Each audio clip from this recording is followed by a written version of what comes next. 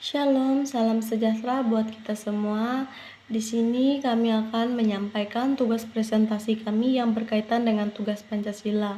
Namun sebelumnya kami akan memperkenalkan diri. Perkenalkan, nama saya Mirda yang beranggotakan Yoga Kusuma Restu, Raisa Putra, dan M. Yusril Era Wahyudinur. Kami dari program studi pendidikan jasmani kesehatan dan rekreasi. Di sini kami dari kelompok 1. Kami akan membahas yaitu faktor dan cara mengatasi pelanggaran dalam sejarah. Baiklah, namun sebelumnya marilah kita simak video berikut.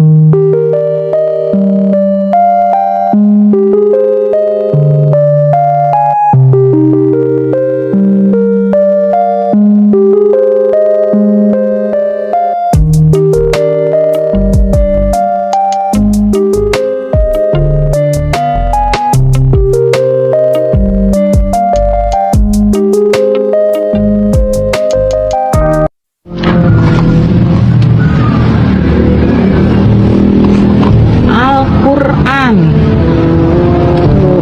Ini namanya Al-Quran. Tahu ini terbuat dari apa? Ini terbuat dari kotoran anjing. Al-Quran itu terbuat dari kotoran anjing. Kepunyaan beragama Islam ini. Ya, ini kepunyaan beragama Islam. Terbuat dari kotoran anjing. Jadi dalam hidup ini kita mesti pakai fakta, bukan cerita. Al-Quran itu cuma cerita aja rupanya. Katanya orang soleh itu akan mudah hidupnya, rupanya kayak gini. Sangat menakjubkan bukan? Namun sebelum kita membahas tentang video tersebut, marilah kita membahas PPT-nya terlebih dahulu. Pendahuluan. Selama sejarah Indonesia terdapat berbagai kasus pelanggaran nilai Pancasila.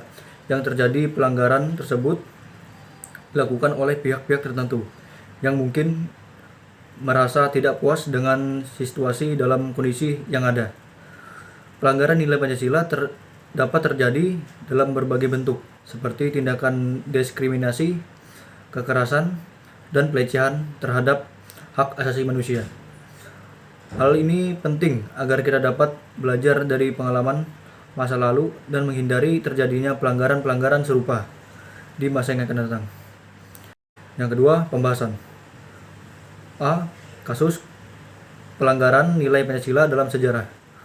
Kasus pelanggaran nilai Pancasila dalam sejarah Indonesia merujuk pada situasi atau kejadian di masa lalu, di mana terjadi tindakan atau peristiwa yang bertentangan dalam nilai-nilai Pancasila. Kelima, nilai-nilai Pancasila dianggap sebagai dasar dari negara bangsa Indonesia. Oleh karena itu, pelanggaran terhadap nilai-nilai Pancasila merupakan tindakan yang sangat serius dan dapat merusak kesatuan dan keberlangsungan negara dan bangsa Indonesia. Contoh kasus yang pertama, beberapa kasus pelanggaran nilai Pancasila dalam sejarah Indonesia, di antara lain pengkhianatan terhadap Indonesia, penggunaan kekerasan dalam politik, korupsi dan penyalahgunaan kekuasaan, dan pelanggaran hak asasi manusia. Contohnya kasus konflik Dayak Fis Madura pada tahun 1996 sampai tahun 2002. Konflik kelam yang terjadi antara suku Dayak dan Madura ini memunculkan aksi-aksi kekerasan yang merusak hubungan antara suku dan agama. Tidak boleh terulang lagi, harus diingat. Konflik ini bertentangan dengan nilai persatuan Indonesia dan kemanusiaan yang adil dan beradab. Untuk kasus 2, kasus yang lain juga terjadi kasus kebakaran hutan dan lahan 2015.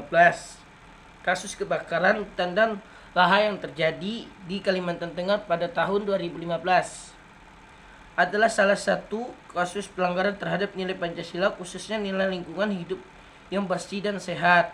Kebakaran hutan dan lahan yang terjadi pada tahun 2015 disebabkan oleh pembukaan lahan yang dengan cara pembakar hutan dan lahan secara tidak terkontrol. Kebakaran hutan dan lahan ini memiliki dampak yang sangat merusak bagi lingkungan hidup, termasuk dampak pada keanekaragaman hayati, udara yang tercemar, serta kesehatan dan kehidupan masyarakat setempat. faktor penyebab terjadi pelanggaran Pancasila. Dalam sejarah, beberapa faktor penyebab terjadi pelanggaran nilai Pancasila antara lain: 1. Kebijakan pemerintah. Kebijakan pemerintah yang tidak memperhatikan atau bahkan melanggar nilai-nilai Pancasila dapat menyebabkan terjadi pelanggaran Pancasila.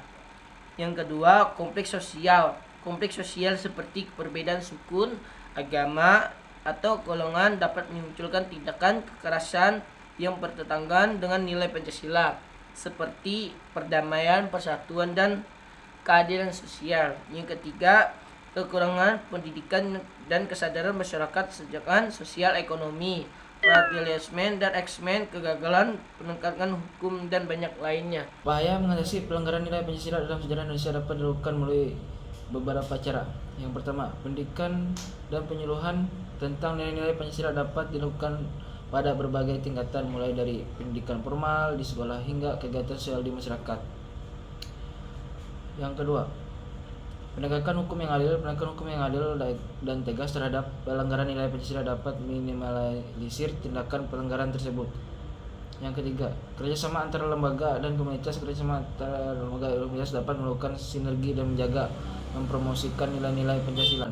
Pelanggaran nilai Pancasila dalam sejarah Indonesia merupakan satu tindakan yang bertentangan dengan nilai-nilai luhur bangsa Indonesia yang termasuk dalam Pancasila.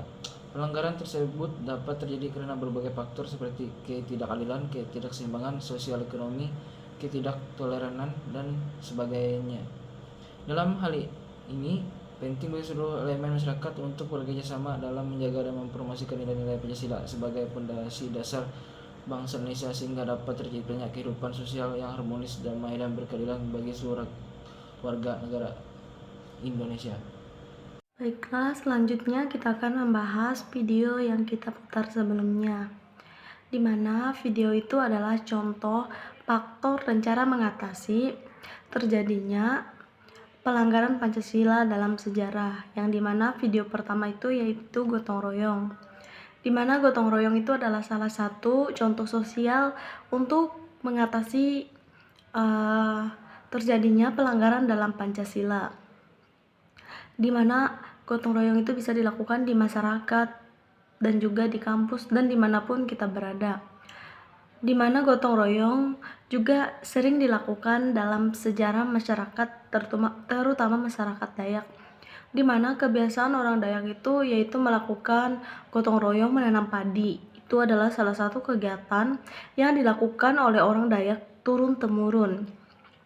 Yang kedua, kita akan mempelajari faktor penyebab terjadinya pelanggaran Pancasila, yang dimana video yang kedua tadi yaitu penghinaan dalam agama, terutama agama Muslim, di mana video itu menyampaikan bahwa menghina agama Muslim, di mana contohnya seperti menghina Al-Quran, di mana penghinaan Al-Quran atau menghina agama lain itu adalah salah satu konflik sosial yang terjadi akibat faktor terjadinya, yaitu untuk meningkatkan terjadinya faktor